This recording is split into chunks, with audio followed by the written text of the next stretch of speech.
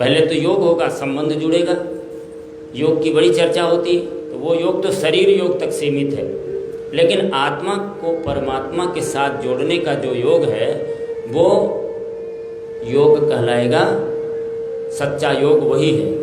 तो पहला तो इसमें भगवान श्री कृष्ण से योग होता है, रास होगा गोपियों का। और दूसरे चरण में जब उनको अहंकार प्राप्त होगा तो अहंकार के कारण वो संबंध टूट जाएगा, भगवान अंतर्ध्यान हो जाएंगे। तो इसके बाद उनके अंदर विरह पैदा होगा, जिसके कारण से, विरह के कारण से अपने आप को कृष्ण स्वरूप अनुभव करेंगी वो। जितना संयोग में एकाग्रता नहीं होती उतना वियोग में एकाग्रता होती है। कोई आपका मित्र है जो आपके साथ रहता है तो जितना आपका प्रेम, जितनी याद उसकी आएगी उससे सैकड़ों गुना अधिक आ जाएगी यदि आपका संबंध टूट जाए और दूर हो जाए वो आपसे। तो ये विरह के माध्यम से भगवान ने अंतर्ध्यान होकर के कृष्ण स्वरूप बनाया है उनको, और इसके बाद अपरोक्ष अनुभूति उनको होती रहती है। और अंत में महारास होगा, इस महारास में कृष्ण से मिलन हो जाएगा, आत्मा का परमात्मा में विलय हो जाएगा। ये 5 अध्यायों में 5 अध्याय की ये कथा है, रास पंचाध्यायी की। इसलिए ये साधारण कोई नाच गाने की कथा नहीं है, जैसे कथा में नाच शुरू कर दिया और कुछ ये हो गया वो हो गया, ऐसा नहीं। आप इसको ध्यान से सुनेंगे। आज संजोग की बात है कि माइक भी पूरा ही डिस्टर्ब कर रहा है आपका। आज ही सबसे बढ़िया होना चाहिए था, क्योंकि आप भाव नहीं बनने दोगे, हमारा बार बार डिस्टर्बेंस होगा तो फिर दिक्कत हो जाएगी, फिर वो भाव ही नहीं बनेगा। ये तो भाव की कथा है आज, अन्य दिन आप डिस्टर्ब करते तो चल जाता। बोले श्री कृष्णचंद्र भगवान की। और बंसी भगवान की क्या है? बनसस्तु स्वयं रुद्र। भगवान की जो बंसी है वो स्वयं साक्षात भगवान शिव हैं। और योग माया भी, ये जो बंसी है भगवान की, वो भगवान की योग माया है। और यहीं से कथा का शुभारंभ होता है। भगवान पिता रात्रि शरदोत्फुल्ल मल्लिका वीक्षम्रन्तु मनश्चक्रे योगमायामुपाश्रितः।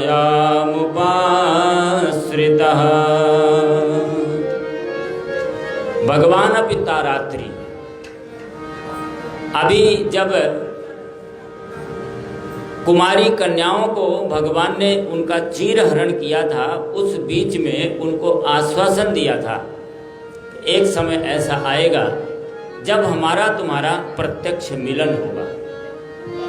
ये शरीर का मिलन नहीं है, ध्यान रखिए, ये आत्मा का मिलन है। और शरीर भी है भगवान कृष्ण का 6 वर्ष का, और गोपियों का भी शरीर है 6 वर्ष का। ये 6 वर्ष की लीला है। और 6 वर्ष के बालक बालिका में किसी भी प्रकार से कोई कामना नहीं होती, इसीलिए उन कन्याओं का नाम कुमारी कन्याएं। आगे उन्हीं को गोपी के रूप में संबोधित किया।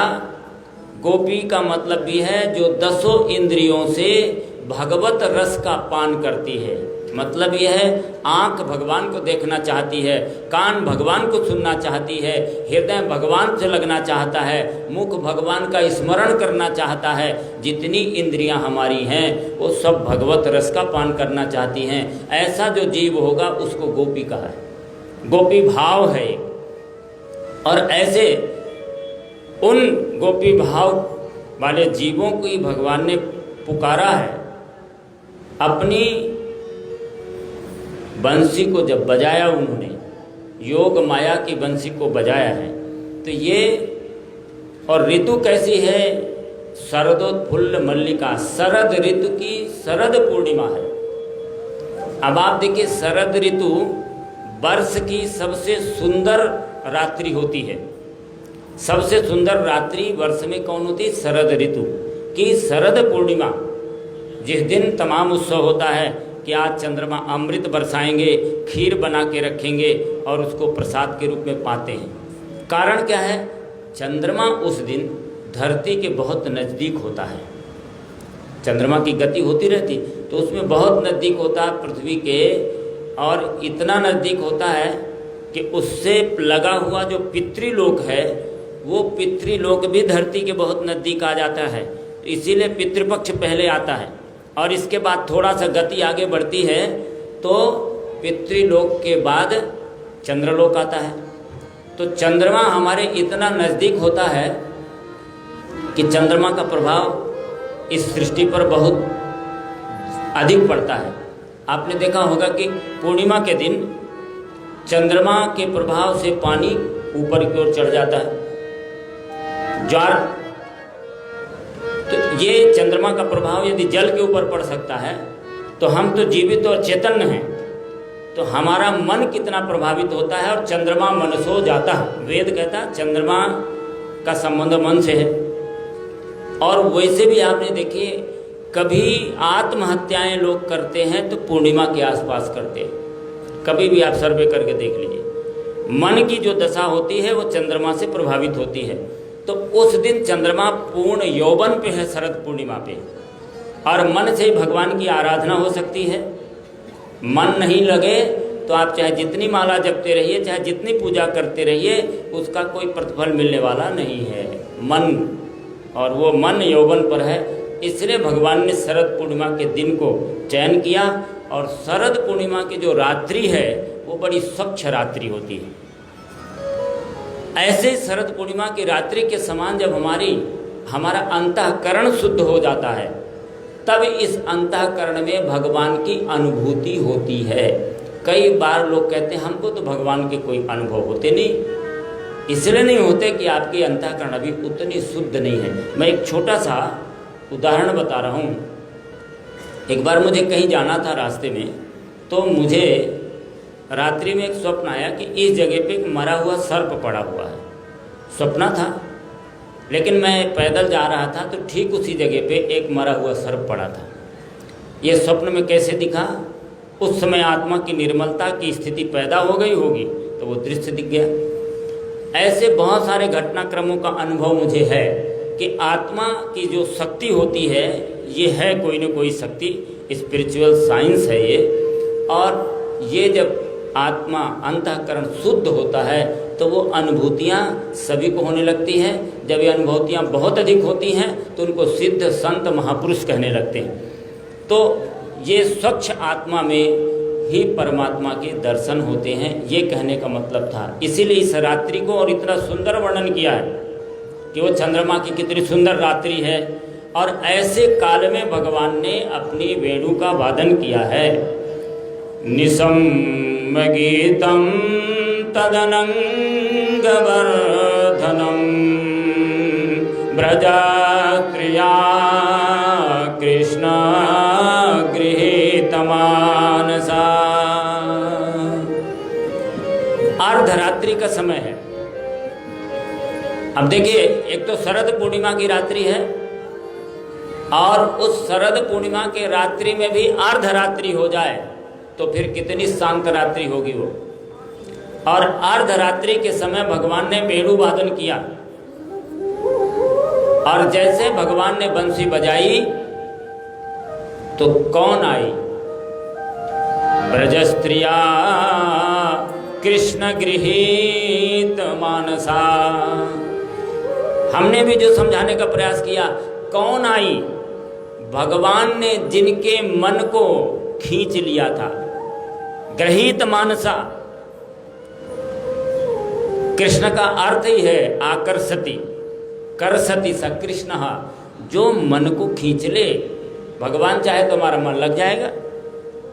तो भगवान ने जिनके पूर्व जन्म के सौभाग्य उदय हो चुके थे उन गोपियों को अपनी ओर खींच लिया है। अब सौभाग्य कैसे उदय हो चुके थे ये भी पद्म पुराण में आता है। 1000 वर्षों तक उग्रतपा नाम के ऋषि ने तपस्या किया था 1000 वर्ष तक सूखे पत्ते खा के, और वो सुनंदा नाम की गोपी बने हैं। आप सोचिए 1000 वर्षों तक पिछले जन्म में सूखे पत्ते खाए हैं, और इसके बाद वो अगले जन्म में आप गोपी बने हैं और सुनंदा बने हैं, नंद बाबा की बहन। ऐसे रामा अवतार से लेके कृष्णा अवतार से, इसके पिछले अवतारों से लेकर के जिन अवतारों में जिन जीवों ने भगवान के साथ रास विलास का मन रखा है, उनको आज भगवान इस अवतार में सौभाग्य दे रहे हैं मिलने का। तो वो सारे जीव बड़े पवित्र जीव हैं जिनको भगवान ने आकर्षित किया है। आप देखिए कोई गोपियाँ दूसरी नहीं आई हैं, जिनके मन को खींचा वही आई हैं। एक बंसी कल हमने बताया कि ये बजाया जब भगवान ने, तो सारा जगत प्रभावित हो गया। नदियाँ बढ़ गई, मोर नाचने लगे, गायें दूध देने लगी, और हर व्यक्ति प्रफुल्लित हो गया। लेकिन ये जब बंसी बज रही है तो केवल एक सुन रही हैं जिनके मन को भगवान ने खींच लिया है। संसार की बंसी तो हर व्यक्ति को प्रभावित करती है, भूख प्यास निद्रा सुख दुख, लेकिन आत्म कल्याण की बंसी, आत्म कल्याण की पुकार तो केवल आत्माभिमुख जो जीव हैं, गोपी भाव वाले जो जीव हैं, केवल उनको ही सुनाई पड़ती है। नहीं तो भगवान बुद्ध जैसे हर व्यक्ति ने घर छोड़ करके चला जाता, एकांत में बैठ जाता। दधीच जैसे अपने हड्डी का दान करने के लिए शरीर जीते जी दान कर देता, सभी नहीं कर देता। तो भगवान की पुकार तो किसी किसी को सुनाई पड़ती, जो बहुत सौभाग्यशाली होते हैं। और आप भी सब बड़े सौभाग्यशाली हैं कि आज इस कथा को सुनने के लिए यहाँ पर बैठे हैं, और ध्यान से सुनेंगे तो आपको आनंद आएगा कि भागवत वास्तव में हमारे जीवन को मुक्ति की दिशा में कैसे ले जा रही है। जब अर्धरात्रि के वेणु वादन को सुन करके क्या हो गया, नहीं बजता क्या? वेणु वादन को सुन करके